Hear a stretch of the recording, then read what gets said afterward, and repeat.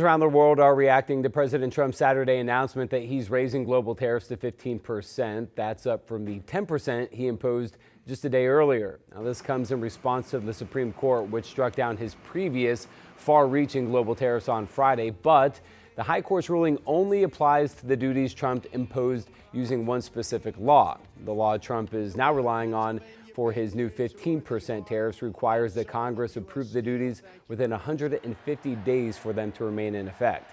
Treasury Secretary Scott Bessent says lower courts will have to weigh in on potential tariff refunds as the High Court didn't address them. Meantime, Oregon Democratic Congresswoman Janelle Bynum is pushing legislation that would require Customs and Border Protection to quickly refund tariffs to businesses out of its own budget. So she says that the Relief Act would level the playing field for large and small businesses, since many small companies aren't able to afford expensive litigation to recoup their losses.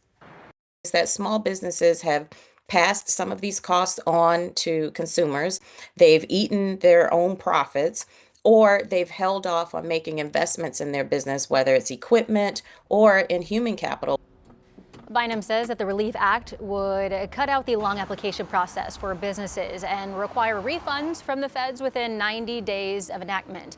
President Trump has said that striking down his tariffs would be an economic body blow to the country.